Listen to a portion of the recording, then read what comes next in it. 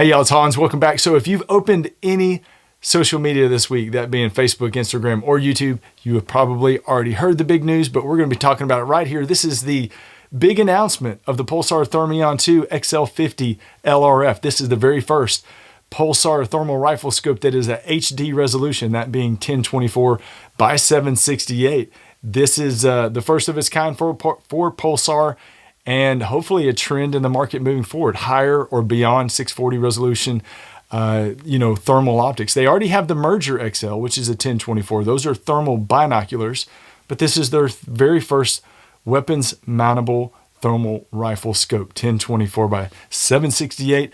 If you want to hear more information about this scope after you watch this short introduction and review, you can head on over to episode 286 of the Late Night Vision Show. I'll put a link to it in the description, and also where you can find this scope, you can find in the link of this description. Now, if you're interested in purchasing this optic or another one, you probably want to talk to somebody, and that's understandable. You know, you're considering dropping almost $8,000 for this scope. It's hard to just buy it off of videos that you watch on the internet. You probably want to talk to somebody. You probably want to talk to somebody that's used it. You can call me, you can call Jason, you can call Ashley, our other salesman, over at Outdoor Legacy. We've used this scope for several weeks now. And if you want to know how it compares to other optics on the market, we can do that.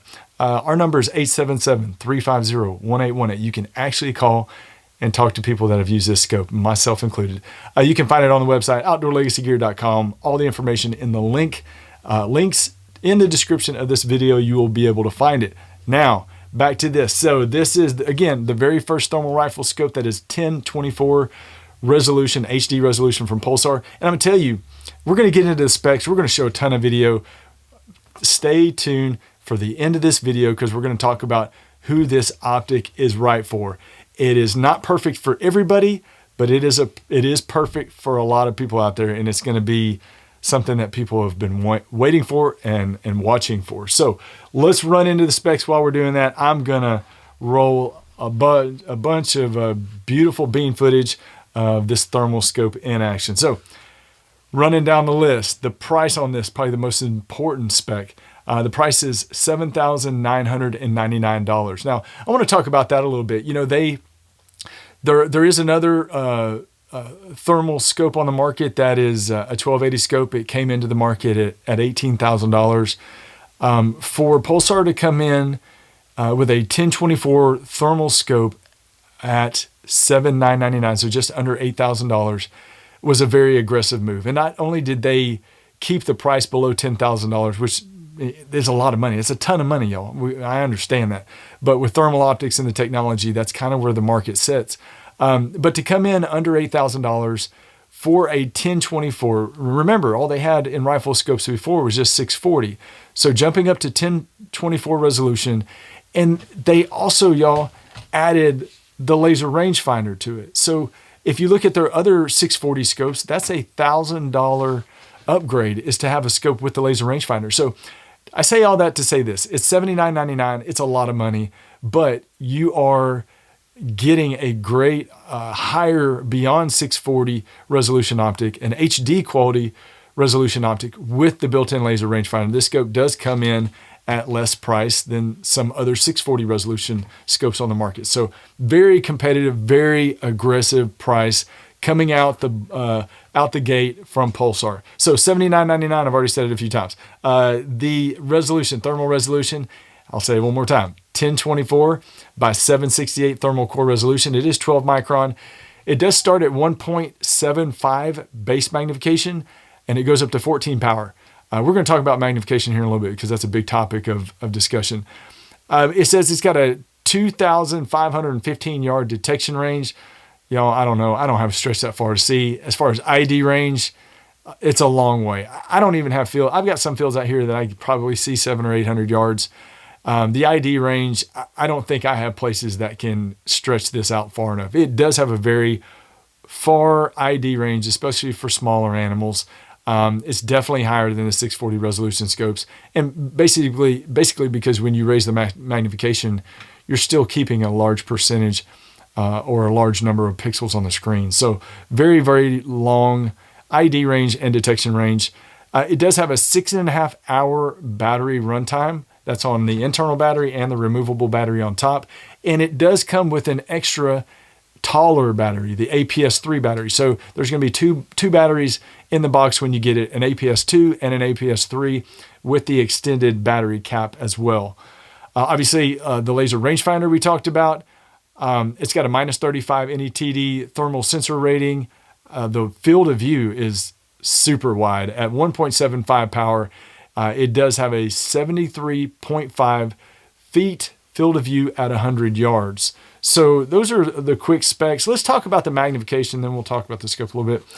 A lot of people are talking about, oh man, it's only 1.75 base magnification. That's a terrible move by Pulsar. Let me tell you a couple of factors that are involved here. I'm not an engineer. I'm not a scientist. I barely know, I can go out and shoot hogs and coyotes all day long with these scopes, but don't ask me how to take it apart.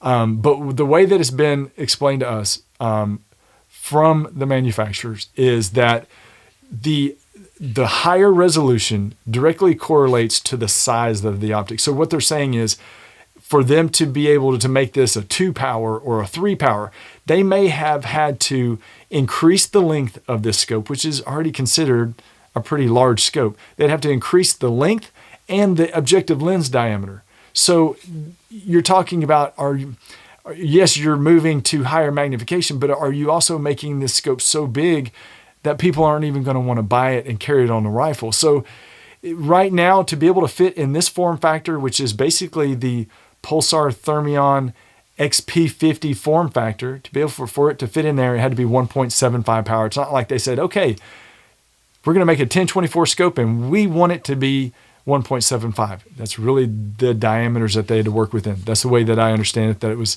explained to us. Now, 1.75, what does that do for you? If you are, and who I would say that this optic is great for, is somebody whose average shot is 150 yards and in, or somebody who wants long range shooting and IDing capabilities. So you're really going to benefit from the 1.75, obviously on targets and animals that are closer, shooting closer, scanning closer, 1.5 power. You're going to get the full benefit of the 1024 resolution. But once you jumped up to 3.5 power, you're still at 512 resolution, which is a really, a good resolution for 3.5 power. And then as you move up to 7 power, it cuts that again. But you're starting at such a high base magnification that as you start to magnify, in which, as you know, with digital optics, every time you magnify the image, you're cutting your resolution and picture quality in half. But if you're starting at 1024 and you go up to 3.5 power, you're still keeping a big chunk of pixels on the screen. So what I would say, great for somebody shooting 150 yards and in, great for somebody who also wants to have the capabilities of taking longer shots. So if you're a hog hunter that hunts in the woods, but you got some big open fields that you want to hunt in, this is perfect. If you're a hog hunter that sets up on a deer stand, and looking at a feeder 100, 150 yards away, but you also want to be able to take some long shots, this is perfect. If you're a coyote hunter that hunts in the woods, I get a lot of coyote hunters that say, man, I don't know, I hunt in every conditions. I hunt in woods, I hunt in fields. If that's you, you don't want to go into the woods and coyote hunt with a 3.5 power scope. It's just not going to work for you. But you can go in and hunt with a 1.75 power scope, and then you can go hunt out in the big fields and bump this thing up to 3.5 power and still be at 512 resolution. So I would say that this scope is for more people than it's not good for people, if that makes sense. I don't know if I'm saying that. Scope is good for probably more people than it's bad for. That's a more correct way of saying it. Who this scope is probably not going to be great for, if your average shot is 200 yards and further, I don't think this scope is the scope for you, and that's okay. There are other great scopes on the market. Pulsar makes some other great scopes on the market that might fit better in that capability. But this scope is good for a lot of people, especially coyote hunters that say, you know what, I coyote hunt, but I come to Texas quite often. I pig hunt. I want something I can use in both situations. In the past, I've just said, you know what, you've got to pick an optic that's based, that you base your magnification on the conditions that you hunt in most often. So if you're most often hunting in wide open spaces, get you a higher base magnification scope. And if you go hunt in Texas at closer range, you just kind of have to deal with it. But now you can have really the best of both worlds. Like I said, if your average is 200 yards and further, probably not the scope for you, but most people on average, and now you may be sitting at home and say, I don't ever take a shot under 150 yards, but on average across the country using thermal optics, the average shot is 150 yards and in. So this does cover the largest percentage of the thermal market. So a lot of people at home saying, 1.75 is junk. Why would they do that? Why would they go to 3? It kind of just explained. It has to do with the engineering and the physics and engineering of the scope and appealing to a broader part of the market. Pulsar is a business. It's a company. And it's hard to make scopes that hog hunting, coyote hunting, thermal hunting, night hunting, it's all a niche. This is just a niche part of the overall hunting market. But trying to appeal to each niche inside the night hunting niche is just impossible to do. These manufacturers are going to produce scopes that are going to appeal to the broader base of the market. And whether we like it or not, that is where this scope lands. I mean, it is what it is. And if you're a coyote hunter, like I said, and your average shot's 200 yards or further, there are other great Pulsar scopes on the market that you can choose from. And this one, may not be right for you. But like I said, this scope is going to be great for more people than it will not be great for. Picture image is fantastic. The battery life, we talked about 6.5 hours. It's a little low, but it's trying to power a high resolution optic. So that's why they threw in the extra APS-3 battery. If I'm out more than 10 hours in a night, y'all need to go look for me because I'm passed out somewhere in a ditch. I mean, seriously, go call an ambulance. But the battery runtime is okay with me. But where you see the biggest benefit in this scope is being able to see at long range, keeping a big chunk of resolution, the big wide field of view, the 1020 for resolution at close range. I mean, it's fantastic. You've seen the videos. The videos look great. I really like, again, we talked about the rangefinder. It's got the dual focus knobs on each side, similar to what you've seen with the LRF models so far. You've got your battery cap right here on top, your turret, menu turret, which is on the side. Still does have that same size objective lens, that 50 millimeter objective lens.